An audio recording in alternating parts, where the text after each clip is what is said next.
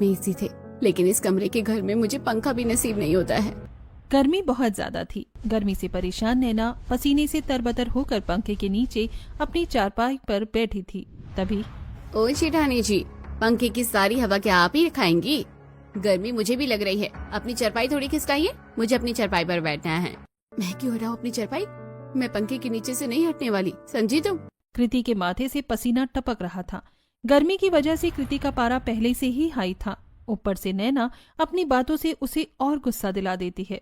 अच्छा, मैं भी देखती हूँ कि आप पंखे के सामने से कैसे नहीं हटती हैं। कृति नैना की चारपाई को धक्का देकर उसे दूसरी तरफ कर देती है और अपनी चारपाई लाकर पंखे के नीचे लगाकर उस पर बैठ जाती है। कृति, तुम्हारी हिम्मत कैसे हुई मेरी चारपाई हटाने की? मैं इस घर की बड़ी बहू हूँ, पंखा पर पहला अधिकार मेरा है। अच्छा, ये किसने कहा आपसे? और अगर आपके मायके में हर कमरे में एसी थे तो आप अपने साथ एसी क्यों नहीं लाई? खाली हाथ क्यों आ गई? कृति, आजकल तुम कुछ ज्यादा नहीं बोल रही? भूलो मत, मैं तुम्हारी जेठानी हूँ। नैना और कृति दोनों पंखे के नीचे बैठने के लिए एक दूसरे से बिल्लियों की तरह लड़ रही थी। तभी विमला घर में आती है और दाना पानी लेकर दोनों बहुओं पर चढ़ जाती है। तुम लोगों में जरा भी शर्म है या नहीं? एक तो हमारा घर भी भट्टी की तरह चल रहा है, ऊपर से तुम लोगों ने झगड़ा करके पूरा घर सिर पर उठा रखा है। अम्मा जी, वो चुप करो तुम दोनों। तुम लोग रानी बहू से कुछ सीखती क्यों नहीं? तुम दोनों यहाँ महारानियों की तरह पंखे के लिए लड़ रही हो और वो बेचारी अकेले इतनी गर्मी में चूल्हे पर रोटियां सेक रही है। ये नहीं कि जरा उसका हाथ बटा दो। तुम दोनों को तो सिर्फ लड़ना है। विमला की 3 बहू थी, नैना, कीर्ति और रानी। नैना अमीर घर की बेटी थी, इसलिए उसके नखरे ज्यादा थे। कृति बहुत जल्दी गुस्सा हो जाती थी और वो नैना को कॉपी करती रहती थी। रानी बिल्कुल सिंपल लड़की थी, वो गरीब परिवार से आई थी। माँ जी, मैंने कल ही मैनिक्योर करवाया है, रोटियां बनाऊंगी तो मेरे नेल्स खराब हो जाएंगे। और माँ जी, आपको तो पता है सुबह से मेरी तबीयत बहुत खराब है, लग रहा है जैसे मुझे लू लग गई है।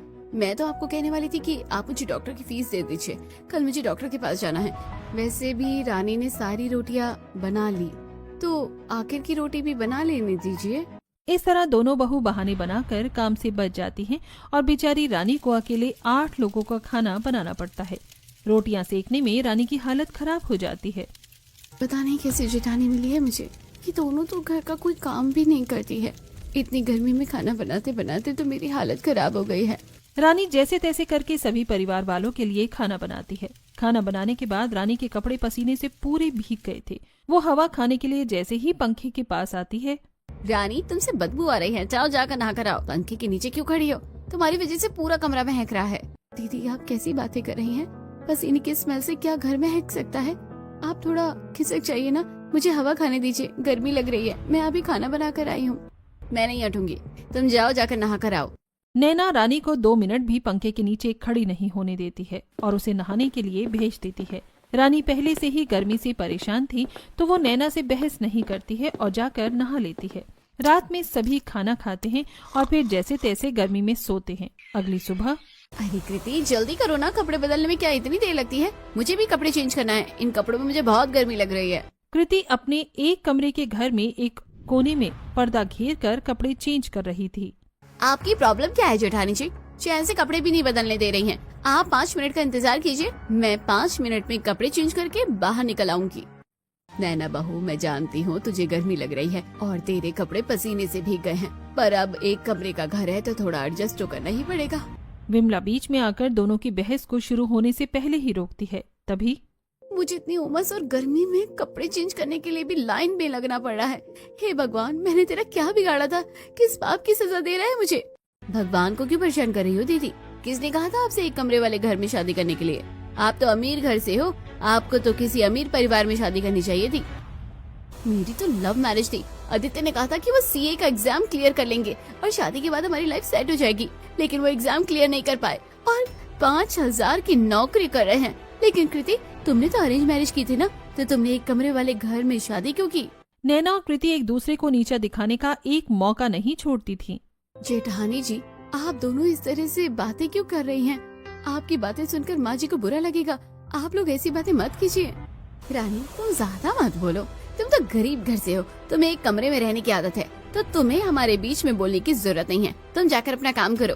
नैना, अभी तो तुम्हें बहुत गर्मी लग रही थी, अब क्या हुआ? जाओ जल्दी कपड़े चेंज करो और खाना बनाओ। कल रात रानी ने खाना बनाया था, आज तुम दोनों खाना बनाओगी। माँ जी मैं खाना नहीं बनाऊंगी, मुझे डॉक्टर के पास जाना है। मैंने कल आपको बताया था ना कि मेरी तबीयत ठीक नहीं है। और माँ जी मुझे पार्लर जाना है थोड़ी देर में, मैं चूल्हे पर बैठकर इतनी गर्मी में अपना चेहरा झुलसा नहीं सकती। आप इस रानी को बोलिए वो खाना बना देगी। इस तरह दोनों जेठानी बहाना बनाकर काम से बच जाती हैं और रानी को अकेले दिन का खाना बनाना पड़ता है। अब एक कमरे वाले घर में रसोई भी घर के अंदर थी, तो जब रानी रसोई में खाना बनाती है तो खाना बनाने से पूरा घर गैस चैम्बर की तरह गर्म हो जाता है। माँ, ये घर आग की तरह क्यों जल रहा है? अचानक से घर में इतनी गर्मी बढ़ गई है। आप रानी को चूल्हा बाहर क्यों नहीं लगाने को कहती हैं? एक तो तुम दोनों की बीवी घर का कोई काम नहीं करती है, घर का सारा काम बेचारी रानी करती है, और अब तुम बोल रहे हो कि चूल्हा खुले में धूप में रख दूं ताकि खाना बनाने में बेचारी की और हालत खराब हो जाए। तो ऐसा नहीं होगा। नहीं माँ, मेरा वो मतलब नहीं था। तेरा जो भी मतलब था उसे अपने पास रख। मैंने तुम तीनों भाइयों को कहा था कि बेटा शादी से पहले 2-3 कमरे और बना लो, कुछ नहीं तो अलग से रसोई बना दो, लेकिन तुम तीनों के कानों में जूं तक नहीं रहेंगी, तो अब ऐसे ही रहो। विमला अपने तीनों बेटों से बहुत गुस्सा थी, इसलिए वो दाना पानी लेकर उन पर चढ़ जाती है। माँ, इसमें भैया की क्या गलती है? आप तो जानती हैं हम लोग मामूली सी नौकरी करते हैं, उन पैसों से घर चलाएंगे या फिर घर बनवाएंगे। बातें बनाने में तो तुम लोग बहुत तेज हो। तुम्हारी शादी से पहले मैंने कहा था बेटा घर बनाने के लिए पैसे सेव करते हैं, लेकिन तुमने मजे करने में सारे पैसे खर्च कर दिए और मुझे सेविंग करने के लिए 1 रुपया तक नहीं दिया। विमला गर्मी में गुस्से से अपने बेटों पर भड़क रही थी। तभी रानी खाना बनाते हुए दाल में मिर्ची का तड़का लगा देती है, जिससे पूरा घर धुआं धुआं हो जाता है और सभी जोर जोर से खांसने लगते हैं। पागल हो गई है क्या रानी? हम दोनों को मारना चाहती हो? किसने कहा था तुमसे तड़का लगाने के लिए? सिंपल दाल नहीं बना सकती थी क्या? पूरा घर धुएं से भर दिया है। रानी के तड़का लगाने से घर में धुआं फैल जाता है और सभी बुरी तरह से मिर्ची की वजह से खांसने लगते हैं। ये भी कोई वक्त है बहू लड़ने का? अरे जल्दी घर से बाहर चलो, वरना खांसते खांसते तुम लोगों के फेफड़े बाहर आ जाएंगे। एक कमरे के घर में पूरा परिवार रहने से सभी को इस तरह की दिक्कतें अक्सर होती थीं। कुछ देर बाहर रहने के बाद कृति कहती है, माँ जी मुझे डॉक्टर के पास जाना है, आप मुझे कुछ पैसे दे दीजिए, डॉक्टर को फीस भी तो देनी होगी। मैंने पता क्या है कि ये डॉक्टर ज्यादा पैसे नहीं लेता है, बल्कि 150 से 200 में काम कर देता है। अच्छा ठीक है बहू, ये लो पैसे, जाकर डॉक्टर को दिखा लाओ। देख डॉक्टर क्या कहते हैं और पूछना तबीयत कब तक ठीक हो जाएगी। जी ठीक है माँ जी। कृति विमला से पैसे लेकर डॉक्टर के पास जाने के लिए निकलती है, लेकिन वो डॉक्टर के पास नहीं जाती है बल्कि बाजार चली जाती है। मुझे तो कुछ नहीं हुआ है, मैं तो डॉक्टर के पास क्यों जाऊं? मैंने तो काम से बचने के लिए बहाना बनाया था।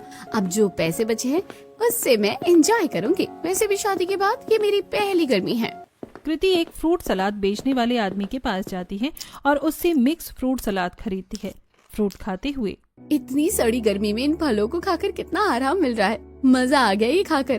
घर वालों के लिए तरबूज ले चलती हूँ, उन लोगों को भी तो गर्मी लगती होगी, उन्हें भी गर्मी में ठंडक का एहसास हो जाएगा। कृति तरबूज लेती है और फिर नारियल पानी पीती है। थोड़ा खाना पीना करने के बाद वो घर आ जाती है। कृति बहू ये सब क्या लेकर आई है तू? और तू डॉक्टर के पास गई थी ना? माँ जी मैंने चेकअप करा लिया, लेकिन थोड़े पैसे बच गए थे तो मैंने सोचा सबके लिए तरबूज ले लूं। वैसे भी गर्मी बहुत ज्यादा है ना। चलो कुछ तो सही किया तूने बहू। विमला कृति को ताना मारती है। शाम को जब सबके पति घर आ जाते हैं तब कृति सभी को तरबूज काट कर देती है, तरबूज खाते हुए। अरे वाह, तरबूज! गर्मी के दिनों में ये सब खाने में ही मजा आता है। ये तरबूज खाकर तो शरीर की सारी थकान दूर हो गई। अरे राजू बिल्कुल सही कह रहा है, भगवान कभी कभी ऐसे फ्रेश फ्रेश फल ले आया करो। सभी लोग मंजली बहू के लाए तरबूज को मजे से खाते हैं। तरबूज खाकर ही इनका पेट भर जाता है और वो हल्का खाना खाकर सोने के लिए चले जाते हैं।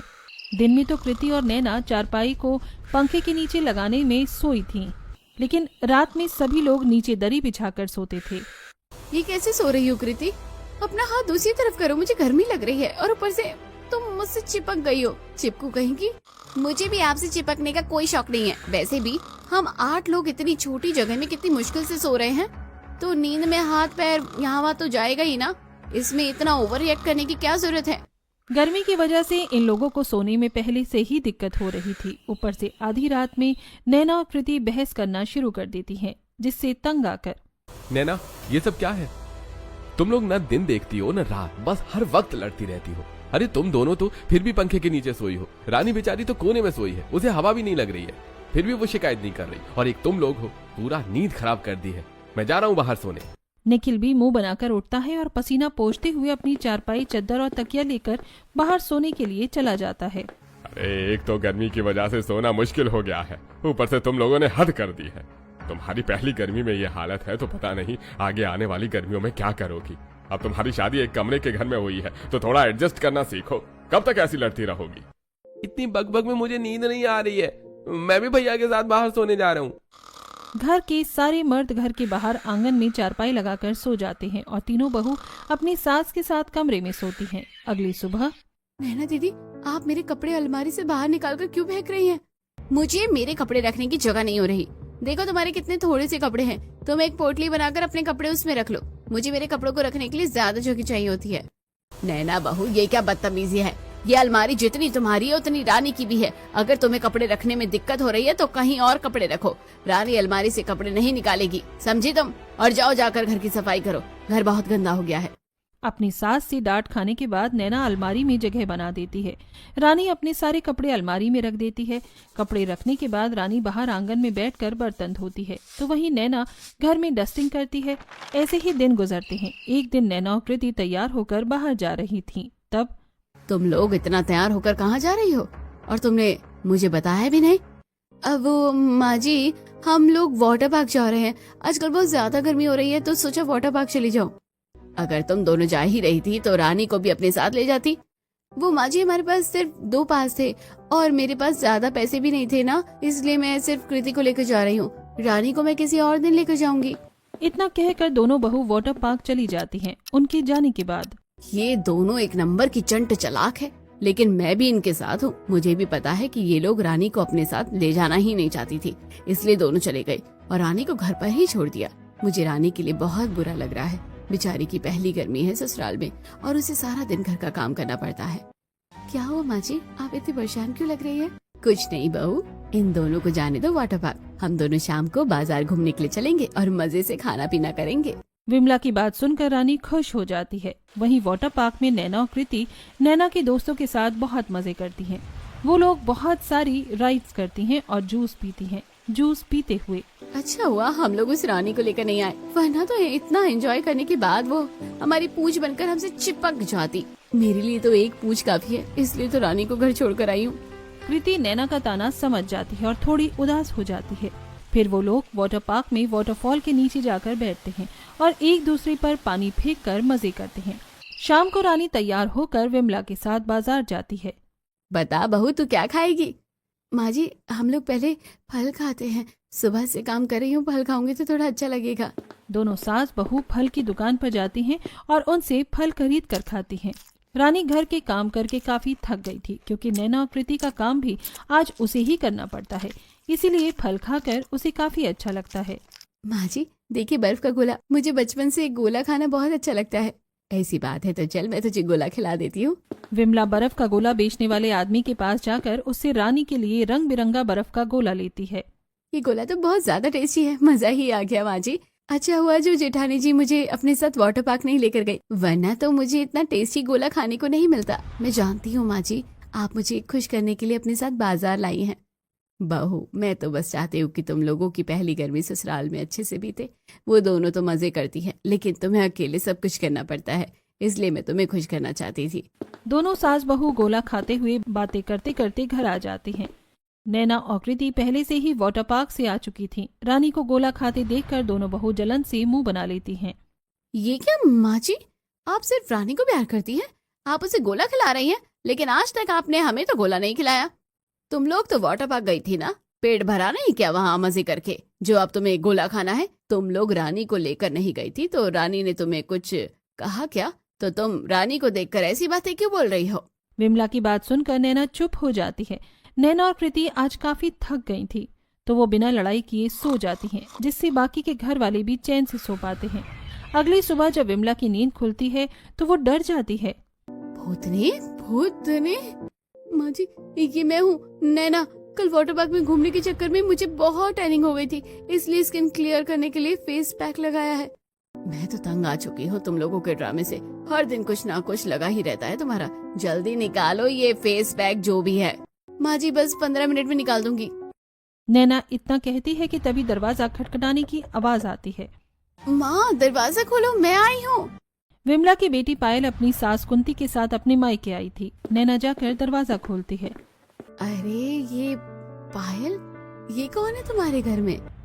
माँ जी ये मेरी बड़ी भाभी है। वो अपने चेहरे का बहुत ख्याल रखती है ना, इसलिए स्किन केयर करती रहती है। नैना मुंह बंद करके इशारे से दोनों को घर के अंदर बुलाती है। पायल तुम्हारा घर तो पहले से ज्यादा छोटा लग रहा है। तुम्हारा नसीब अच्छा है जो तुम्हारी शादी हमारे घर में हो गई।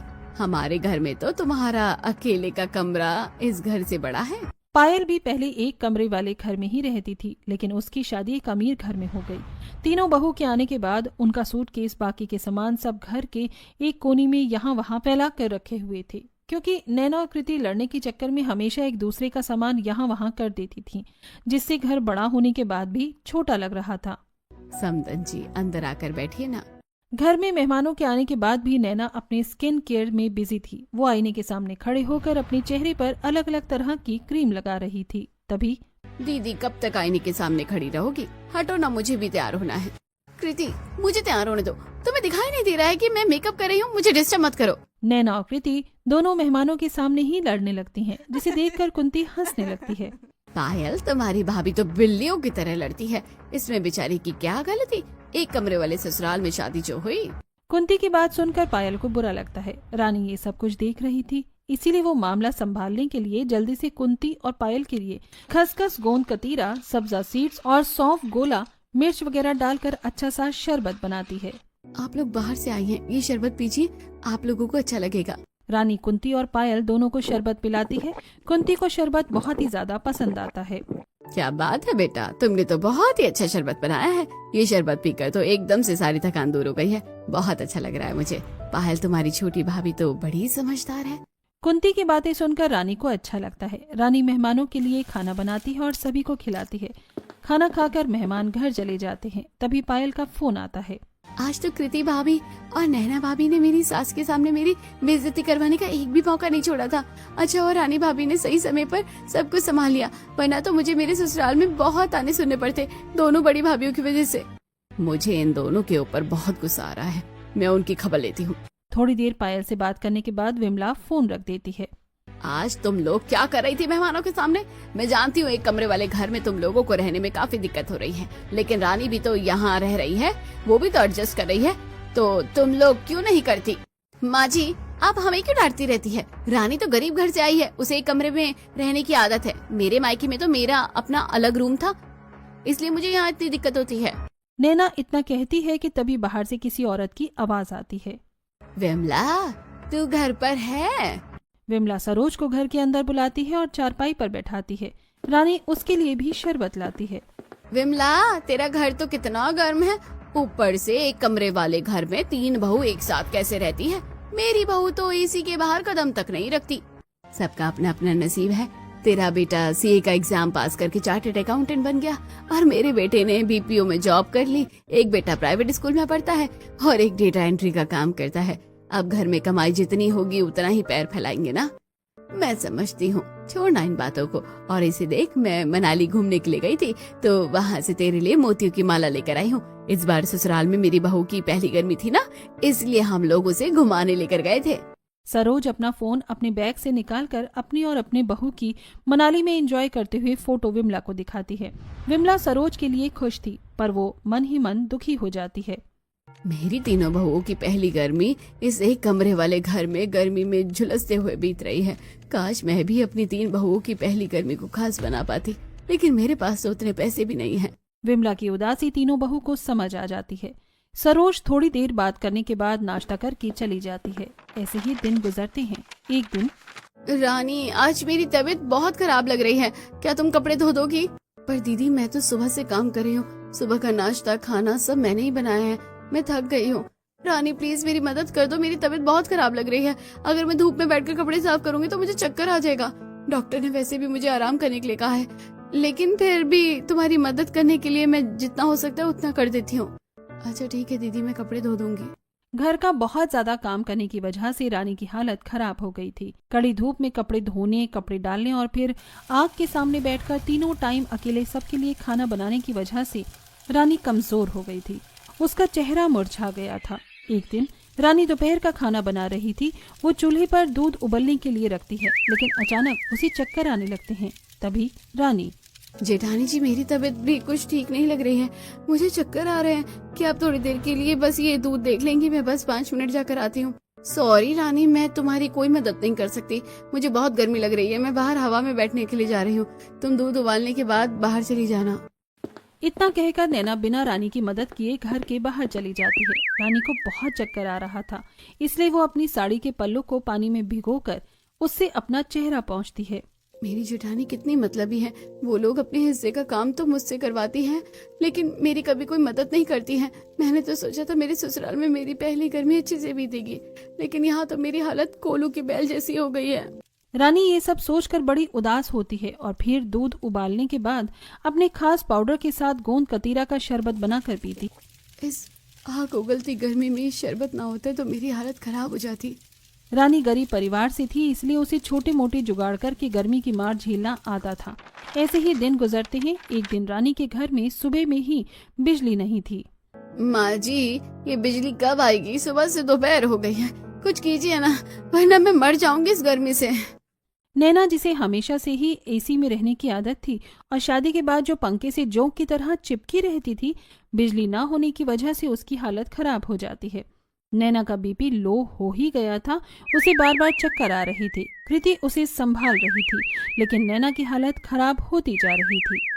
कृति दीदी, नैना दीदी को खिड़की के पास सुलाइए, उन्हें हवा की जरूरत है। क्या तुम्हारा होश ठिकाने पर है? घर के बाहर गर्म लू चल रही है और तुम खिड़की खोलने का सोच रही हो? रानी एक सूती साड़ी को पानी में भिगोकर खिड़की खोलती है और उसके ऊपर भीगा हुआ साड़ी डाल देती है। साड़ी डालने के बाद अचानक से खिड़की से गर्म हवा की जगह ठंडी हवा आने लगती है। लेकिन ये कैसे? ये देसी जुगाड़ है, आप नहीं समझेंगी। खिड़की से आ रही हवा से नैना को थोड़ा ठीक लगता है। फिर रानी नैना के लिए पुदीना, नींबू पानी और अपना स्पेशल पाउडर डालकर अच्छा सा शरबत बनाती है। नैना दीदी, ये शरबत पी लीजिए, इसे पीकर आपको आराम मिलेगा। नैना को हीट स्ट्रोक हो गया था, लेकिन रानी का बनाया शरबत पीने के बाद उसकी हालत अचानक से सुधर जाती है और वो बेहतर महसूस करने लगती है। मुझे माफ कर देना रानी, मैंने तुम्हारे साथ हमेशा गलत किया। इतनी गर्मी में तुमसे दिन भर घर के काम करवाए, सारा खाना बनवाया, ससुराल में तुम्हारी पहली गर्मी खराब की। आज जब मेरी तबीयत खराब हुई तो तुमने मेरी मदद की और मुझे गर्मी से बचाया। तुम बहुत अच्छी हो, मैंने तुम्हें समझने में गलती कर थी। नैना दीदी, अभी आपकी तबीयत ठीक नहीं है, आप ज्यादा बातें मत कीजिए। परिवार में तो अक्सर इस तरह के मनमुटाव हो जाते हैं, लेकिन मुझे आपसे कोई शिकायत नहीं है। रानी, अब मैं तुमसे घर के सारे काम नहीं करवाऊंगी, बल्कि खुद भी काम करने में तुम्हारी मदद करूंगी। रानी, मुझे भी माफ कर दो, मैंने काम से बचने के लिए आप लोगों से झूठ बोला था।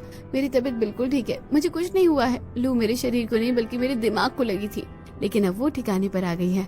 अब हम तीनों मिलकर अपने घर को संभालेंगे और अपनी पहली गर्मी को अच्छा बनाएंगे। नैना और कृति दोनों रानी से माफी मांगती हैं। नैना की तबीयत ठीक होने के बाद रानी, नैना और कृति तीनों एक कमरे वाले घर में सारा काम करती हैं। वो अब पंखे के लिए लड़ती नहीं है और न ही एक दूसरे का काम खराब करती हैं। ऐसे ही दिन गुजरते हैं। एक दिन तीनों बहू चूल्हे के पास बैठकर खाना बना रही थी। कृति रोटी बना रही थी, रानी सब्जी काट रही थी और नैना मसाला पीस रही थी। अब तो हम लोगों ने लड़ना बंद कर दिया है, लेकिन फिर भी देखो ना, घर में कितनी ज्यादा गर्मी होती है। हमारा घर तो भट्टी की तरह तपता रहता है। हम लोग एक कमरे में इतने सारे लोग रहते हैं, इसलिए घर और गर्म हो जाता है। अगर हमारी ससुराल में 3-4 कमरों वाला 2 मंजिला मकान भी होता ना, तो हमें इतनी दिक्कत नहीं होती। मैं तो इतनी गर्मी में रह नहीं पा रही हूँ। मुझे लगता है अपने पतियों से बात करनी चाहिए और उन्हें 2-3 कमरे बनाने के लिए कहना चाहिए। नैना का आइडिया सभी को अच्छा लगता है। रात में जब तीनों के पति घर आते हैं तब, निखिल जी, अब मैं इस एक कमरे के घर में और नहीं रह सकती। यहाँ बहुत घुटन होती है। आप लोग तो काम पर चले जाते हैं, दिन भर एक कमरे वाले घर में रहकर गर्मी की मार और उमस झेलनी पड़ती है। दीदी बिल्कुल सही कह रही है, मुझे लगता है आप लोगों को हमारे लिए 2-3 कमरे बनाने चाहिए। रानी, तुम तो हमारी हालत जानती हो, फिर क्यों ऐसी बातें कर रही हो? पैसे का पेड़ पर उगते हैं। वैसे हमारी सैलरी इतनी कम है, उसमें परिवार चलाएं या फिर तुम लोगों के लिए घर बनाएं। नैना, तुमने तो मुझे अभी कहा नहीं है, लेकिन अगर तुम भी यही कहना चाहती हो तो मैं पहले कह दे रहा हूँ, मेरे पास पैसे नहीं है अलग से 2-3 कमरे बनवाने के लिए। तीनों बहू के पति उन्हें कमरा बनाने के लिए मना कर देते हैं और खुद गर्मी से बचने के लिए बाहर हवा खाने के लिए चले जाते हैं। क्या ससुराल में पहली गर्मी हमारी ऐसे ही गर्मी की मार जलते जलते बीत जाएगी? क्या हम लोग कुछ नहीं कर सकते? आपकी बातें सुनकर मुझे एक आइडिया आया है। अगर हम लोग अपना कोई काम शुरू करें तो घर के काम करने के बाद हम लोग अपने खाली टाइम में काम करके पैसे कमा सकते हैं। अगर हमारी ठीक ठाक कमाई हो गई तो हो सकता है हम अपने लिए कमरा बना सके। लेकिन हम लोग क्या काम करेंगे? वैसे भी मुझे काम करने की तो कोई आदत नहीं है। अरे कोई बात नहीं दीदी, आपको बहुत ज्यादा काम करने की जरूरत नहीं है। हम लोग शरबत बनाकर बेचेंगे। गर्मी का मौसम है, अगर गर्मी में लोगों को ठंडा और अच्छा शरबत पीने को मिले तो वो पैसे जरूर देंगे। आइडिया तो अच्छा है। वैसे ही हमारे घर के पास में ही बाजार, हॉस्पिटल, स्कूल, कॉलेज सब कुछ है। अगर हम अपने घर के बाहर शरबत बेचने का काम शुरू करेंगे तो हमारी अच्छी कमाई हो जाएगी। तब तो हम लोग कल से ही शरबत बनाकर बेचना शुरू करते हैं। रानी, तुम पुदीना और नींबू का बहुत अच्छा शरबत बनाती हो तो तुम वही बनाना। कृति, तुम सत्तू बना लेना और मैं बेल का शरबत बनाऊंगी। 3 तरह की वैरायटी होगी तो कुछ लोग ना कुछ तो पियेंगे। तीनों बहू खाना बनाती हैं और अपने ससुराल वालों को खिलाती हैं। खाना खाने के बाद सभी गर्मी में करवटें बदलकर जैसी जैसी एडजस्ट होकर एक कमरे में सोते हैं। अगले दिन तीनों बहू सुबह सुबह बाजार जाती हैं और सब्जी वाले के पास से नींबू, कुछ सब्जी और राशन की दुकान से बाकी का सामान लेकर घर आ जाती हैं। आज इतनी गर्मी है, सिर पर धूप चमक रही है, पर आज हमें उतनी गर्मी नहीं लग रही क्योंकि कुछ करने का जोश गर्मी से ज्यादा है। तुम सही कह रही हो, आज पसीना हो रहा है लेकिन आज हमारी मेहनत का पसीना है। रानी, में जाकर खाना बना देती हूँ, तब तक घर के बाहर नैना दीदी के साथ हमारा स्टॉल लगाओ। कृति घर जाकर खाना बनाती है। वहीं नैना और रानी मिलकर 2-3 चारपाई बाहर लाकर उसके ऊपर लकड़ी का प्लाई लगाकर उसे टेबल जैसा बना देती हैं और उसके ऊपर चादर डाल देती हैं। फिर ग्लास, मटका, नींबू, पुदीना, बाकी के मसाले सजाकर वो अपना स्टॉल लगाती हैं। अपना आइस बॉक्स रखती हैं और उसके ऊपर बड़ा छाता लगाती हैं। हमारा स्टॉल कितना अच्छा लग रहा है। स्टॉल लगाए 5 मिनट ही हुए थे कि तभी एक स्कूल का बच्चा उनके पास आता है। तीनों बहू ने अपना शरबत का दाम 10 रुपए रखा था। मुझे बहुत गर्मी लग रही है, मुझे ठंडा ठंडा नींबू पानी चाहिए। 2 मिनट इंतजार कीजिए, मैं आपको आपका ठंडा ठंडा नींबू पानी देती हूँ। रानी बच्चे के लिए ठंडा ठंडा नींबू पानी बनाती है और उसे पीने के लिए देती है। नींबू पानी तो बहुत टेस्टी है, एकदम से एनर्जी आ गई मुझ में। बंटी नींबू पानी पीकर चला जाता है। एक के बाद एक काफी सारे लोग तीनों बहू के शरबत पीने के लिए आते हैं। बहन जी, मुझे बेल का शरबत दीजिए, गर्मी बहुत ज्यादा है। ये बेल का शरबत पीकर ही मुझे आराम मिलेगा। मुझे सत्तू दे दो बेटा, बड़ी भूख लगी है, सत्तू पीकर पेट भरूंगी। नैना राजीव के लिए बेल का शरबत बनाती है और कृति कमला के लिए सत्तू बनाती है। रानी पैसे लेती है और उन्हें शरबत देती है। दोनों को उनका शरबत बहुत पसंद आता है। पहले दिन ही तीनों बहू शरबत बेचकर अच्छी कमाई कर लेती हैं। शाम को तीनों के पति जब घर आते हैं। अरे क्या बात है, तुम लोगों ने तो बड़ा अच्छा स्टार्टअप शुरू किया है। माँ बता रही थी कि पहले दिन ही तुम लोगों की अच्छी कमाई हुई। हाँ जेठ जी, मुझे तो लग रहा है कि हमारा बिजनेस अच्छा चलेगा। पहले ही दिन भगवान ने हमारा साथ दिया है। तीनों बहू के पति अपनी पत्नी के काम से बहुत खुश थे। तीनों अपनी पत्नी को सपोर्ट करते हैं और तीनों बहू मिलकर अच्छे से शरबत बेचने का काम करती हैं। 3 तरह के शरबत के साथ वो अलग से मैंगो शेक, रूह अफ़ज़ा, आम पन्ना काफी कुछ बेचने लगी, जिससे 2-3 महीने में उन्होंने अच्छा खासा पैसा कमा लिया और अपने 1 कमरे के घर को 2 मंजिला मकान बनाकर उसमें 4 कमरे और एक बड़ी सी रसोई बनाई। एक दिन सभी हॉल में बैठे थे। नैना दीदी, कृति दीदी, हमारा सपना पूरा हो गया। हमने हमारे घर को 4 कमरों वाला घर बना दिया और अब तो हमारे घर में एसी, कूलर, फ्रिज सब कुछ है। ये सब हमारे साथ और मेहनत की वजह से हो पाया है। तीनों बहू बहुत ज्यादा खुश थी। वो तीनों अपनी सास के पास जाती हैं और एक कागज बढ़ाती हैं। ये क्या है? माँ जी, ये मनाली की टिकट है। हमारी पूरी फैमिली मनाली जा रही है। क्या सच में? मुझे तो यकीन नहीं हो रहा कि मैं तुम तीनों की पहली गर्मी को खास बनाना चाहती थी और तुमने मेरी इच्छा पूरी कर दी। जुग जुग जियो मेरी बच्चियों। विमला अपनी तीनों बहू, पति और बेटों के साथ मनाली घूमने के लिए जाती है। मनाली में सभी बहुत एंजॉय करते हैं। इस तरह एक कमरे के घर में रहने वाली तीनों बहू की पहली गर्मी बहुत अच्छे से बीतती है।